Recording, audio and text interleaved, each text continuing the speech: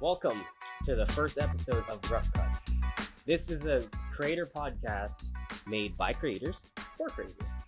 And today we're starting off with Jermaine. Hello, I'm Jermaine. Jermaine and I have worked together on a lot of film projects and just projects in general, doing photography for like small businesses and just doing a lot of fun little things together.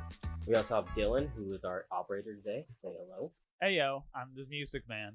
He's the music man, even though we don't have music on. Music man. But yeah, isn't that a musical? Yeah, they're having it with Hugh Jackman right now on They're Broadway. making another music music No. band? It's not a sequel; it's a new production of it. It's the same show. Okay. I heard they're also making another Shrek musical, I think. No, they're trying to make a sequel to Shrek and Coraline.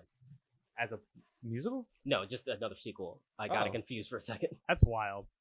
Yeah, but they actually have a reference to Wolverine in the background of the musical.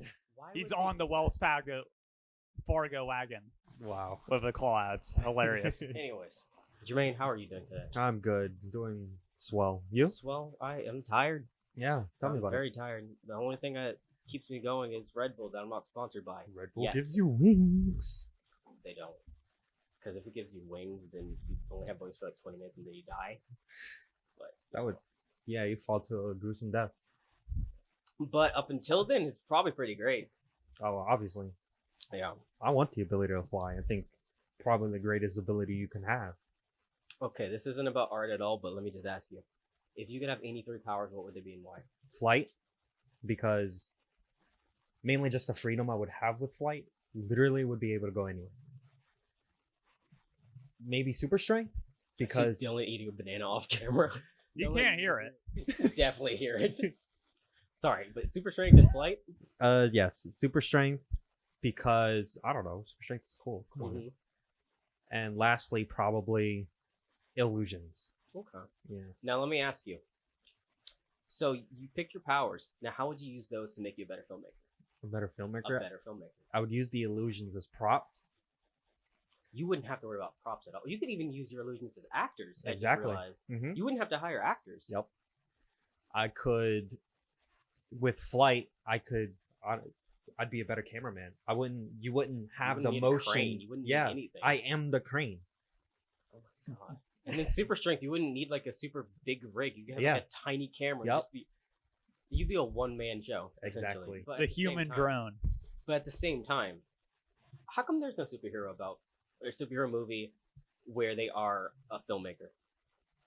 Imagine that, a filmmaker with superpowers. Usually, superheroes or supervillains are too occupied with either destroying the world or helping the world. So, kind of, I don't. Here's what I'm saying. You always see that, Yeah. or you might see them like doing selfish purposes, but you never see them trying to do like a job. Yeah. You know what I mean? Hmm. That would be something very interesting to watch. Seeing people with abilities having to work normal jobs, but like at the same time, they have abilities, so they can be, they can do whatever they want. But you would have to try to put in a way where there's a reason why they're held down to these Yeah. jobs.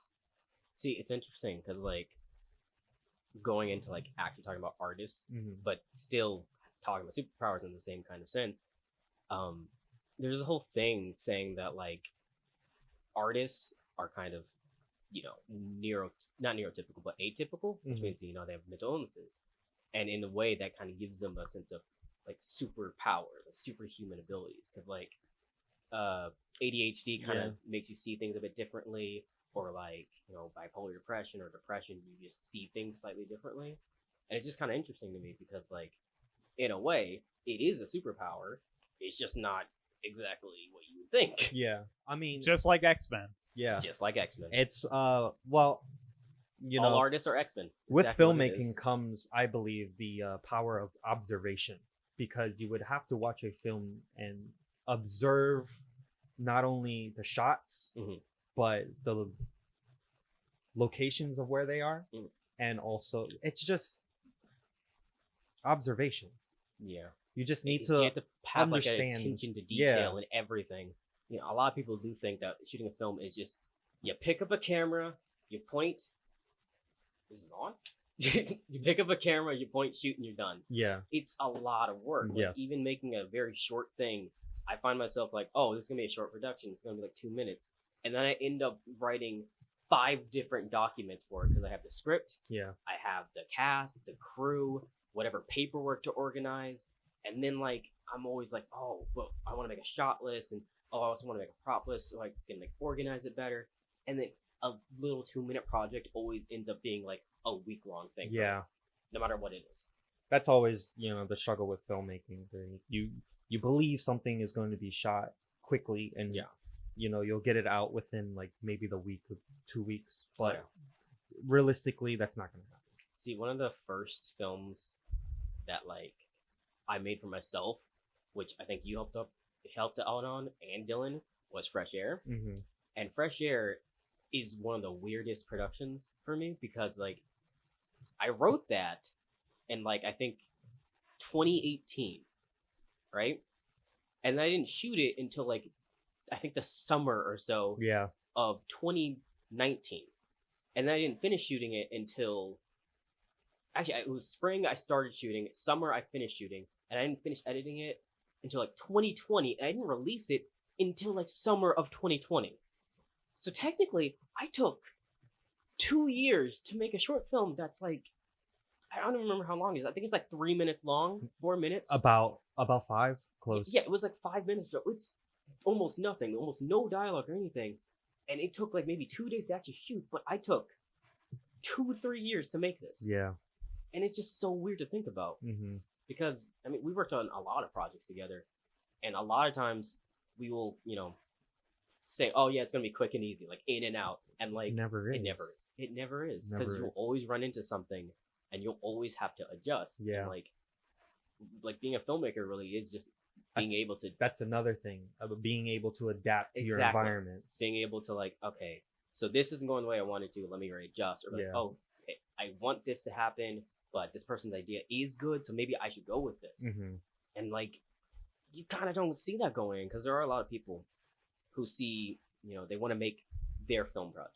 They have this vision, this very clear vision for what they want to do, and they need people to make it, and they can make it alone, but it's harder making stuff alone. Yeah. Like, I know that for sure, like firsthand. Being a one-man team, especially without You're superpowers, wearing all the hats. it's incredibly hard. Yeah.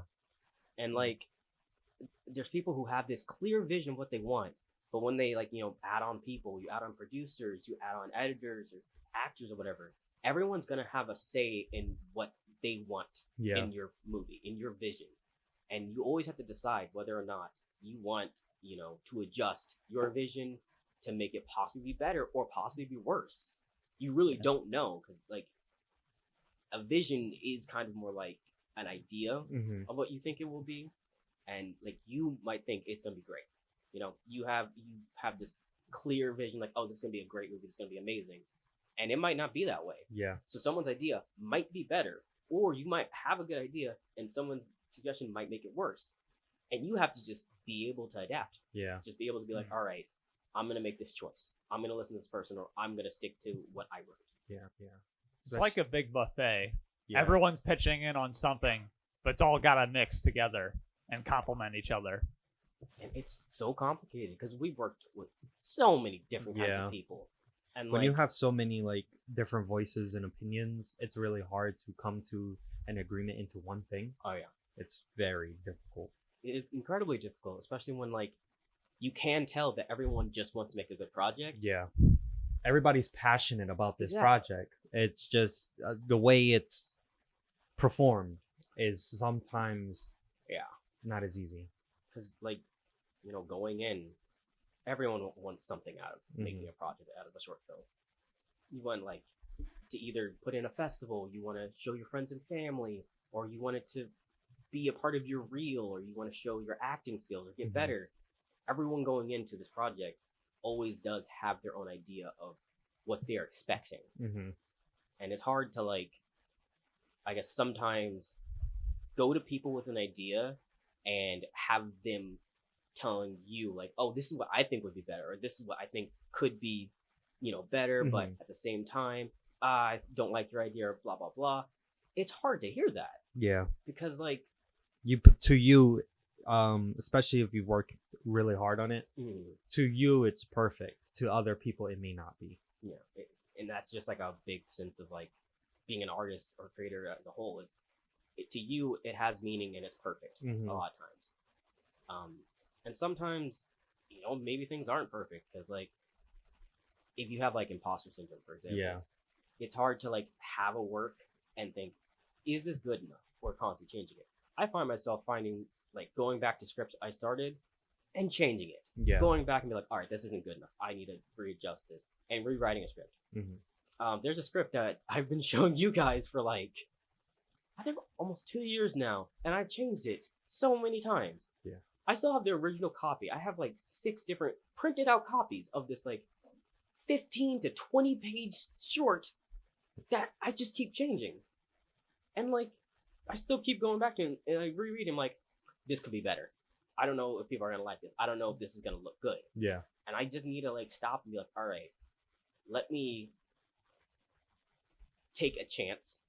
Let me make this, and let me connect with people with it. Yeah. Yeah. Like, hey, as long as you don't George Lucas it. Yeah. It is like a part of you. Every time you make a project, you are putting out a part of you, and like getting recognition for it is great, but at the same time you might not get what you're expecting. Yeah. And then like whenever you're really proud about this project and you like show someone the script and they're like, oh, I thought it was good, but you always get that but, and you just kind of sink inside where it's like, yeah, it's like a little bit of a confidence killer. Yeah. And then you just keep questioning yourself or keep going back to it like, oh, maybe I should rewrite it. I've completely rewritten the script because of like one suggestion from a person. And I remember like, I remember what it was. It was from film when we were in school. We were taking a class and I had this monologue I wrote and I brought it to class. I talked about it. And then someone had the suggestion that I worked with another person's group. So I was like, all right, sure, I'll do that. And I thought they just, wanted my monologue. But then they asked me to rewrite it to be more specific for the character they wanted. Yeah. And I was like, okay, I guess I can do that. And like I rewrote it and they loved it, but I didn't. Yeah. So I was just like, this isn't what I wanted, but they like it. So does that mean it's better? Yeah. It confuses you. Yeah. Because you have no idea whether you did a good job or not. Because, you do want to make your best work. Yes. And you want to be proud of it. But like, if your worst work is on someone else's best work, then it doesn't really. Yeah, and like if you're not proud of it, but it makes other people happy, is it worth it at that point? That's kind of like another. That's the risk of film. Yeah. It's just something you have to decide, something you have to jump at. I feel like it's interesting. So I feel like there are different kinds of types of filmmakers. And they always make different types of films. Yeah. So you have the filmmakers who make like superhero-esque movies where it's very typical, inspired by like, Zack Snyder and Marvel and all this. And then you have the filmmakers who are very artsy and make a lot of abstract stuff and interesting and dream sequences. And then you have people who make a bunch of horror stuff. And then you have the people who are like more about the gear than actually the story. Yeah. And it's just interesting because have you ever heard of Tomska? A little bit, yes. Yeah, so he's a YouTuber in England who worked with Ed Gold. Ed's World. He made Ed's World. He's an animator and he died like years ago. I was really sad about it. They actually inspired me to be like a YouTuber and try to like make stuff. Yeah. But I was watching a Tomska video, and in it he was going through every one of his videos and talking like a little bit of like fun fact about it. And like he went to film school, right? Okay. He's a filmmaker, and he was annoyed because he said that every filmmaker makes a film in the woods or a dream sequence. And I was like, yeah, that is entirely true. That is spot on. That is so 100%. Cliche. And he always tried to be different about it. So what happened was he made like a satirical, like, making fun of that whole dream sequence thing, made one, put it in a festival, and won. Wow. And like, I just think about that a lot because anytime I meet a filmmaker and, they tell me their project, their ideas, everyone kind of just has the same idea. Mhm. Like we've all made a film in the woods, Yeah. Pretty either much. together or separate. We've all had a dream sequence of some sort that we've made. Yeah, it makes you wonder, like, are all of our minds connected? It's just weird. Simulation. We're all one. It's just like, you know, at that point, is it actually being creative?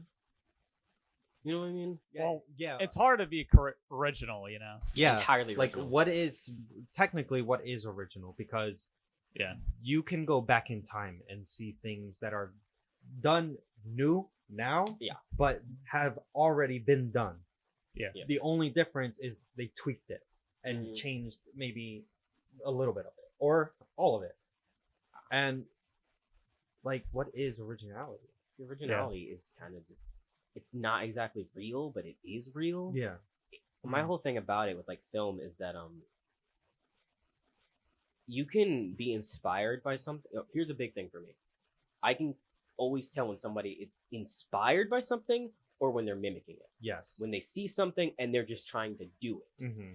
And people who see it and like, oh my god, that's so cool. Let me figure out how I can take that and make it my own. Yes. That's inspiration. But then there's people who just directly copy, like, okay, I like that this plot, I like these sequences, so I'm just gonna do that. Yeah. And like I find that like a lot of the time you'll see that like the people who are just copying are just like, you know, aren't inspired by the works are the ones who are getting more recognition because it's like it's familiar. Mm-hmm. So people are going to it like, oh my god, it looks so good, but they didn't have to put in that much work. Yeah. It was already there. Mhm. It was kind of low hanging. But like I'm always struggling with like, okay, am I being too cynical about this? Am I being like too like, no, gatekeeping art and filmmaking? Or am I like, you know, should I be encouraging people like, oh yeah, they're creating something because they're inspired by it? But Yeah. I just struggle with that because I'm Yeah. like, every idea is done in some capacity. Yes. Right. So doing it right, doing it well, like I feel like you can tell that. Like one of the things I learned from like working on film projects is like, as a filmmaker and like as a director, you can tell when something's good or bad. Yeah. And, like, Absolutely.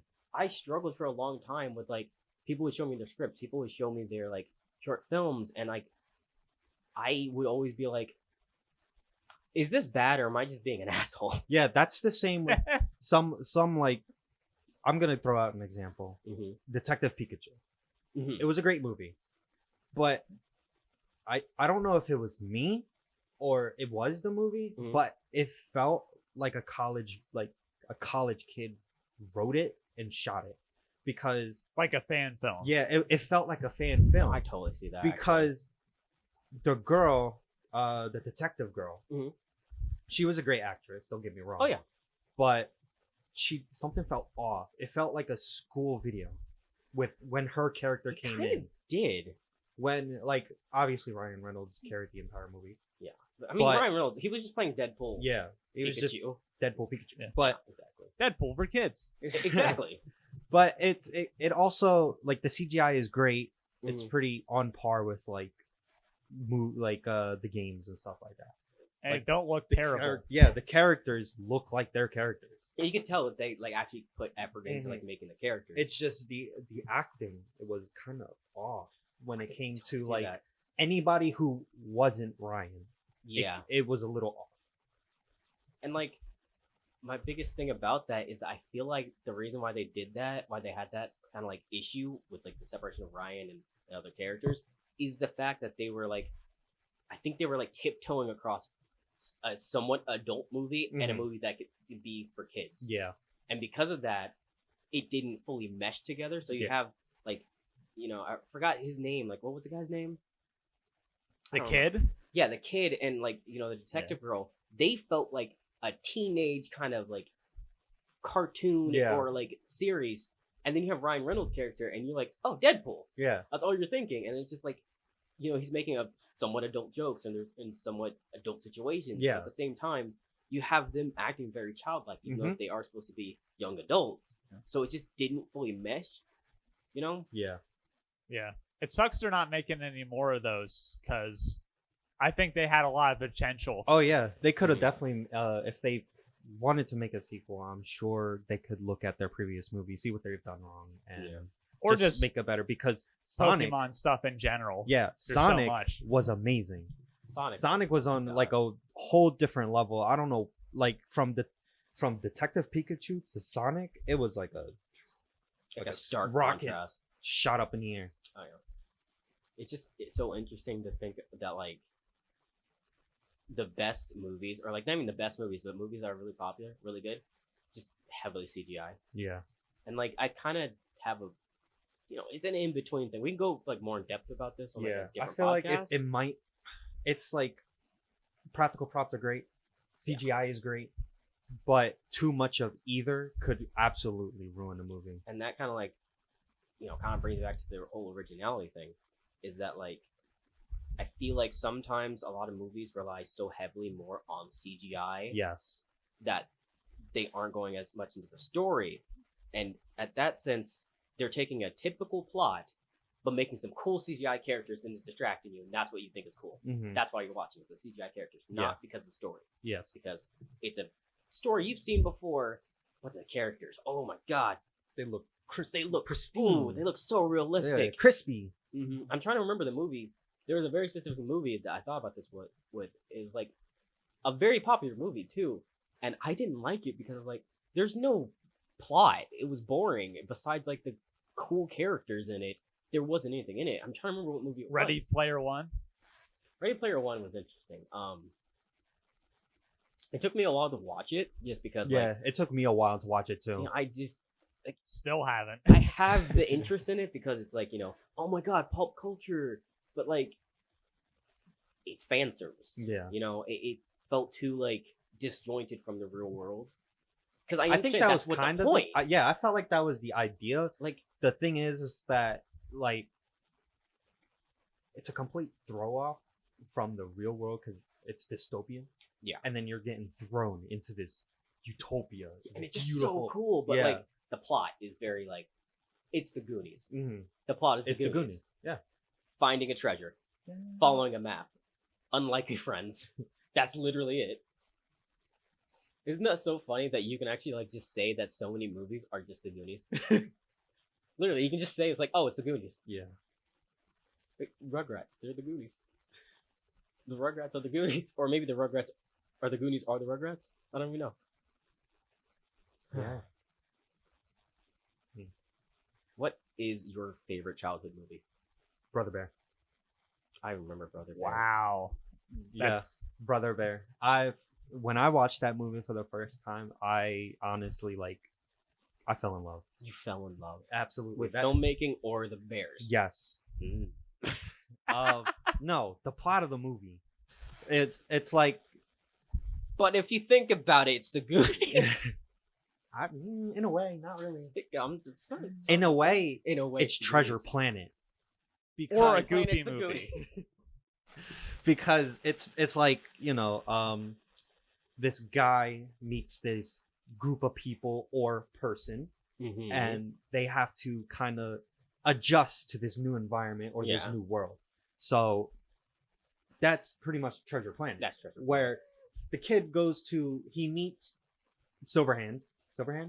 John Silver. John Silver. I'm sorry. I'm thinking of Silverhand. Cyberpunk. Yeah. He meets John Silver, and John Silver takes him to other worlds, different places, and you can tell he's very excited to be with John Silver.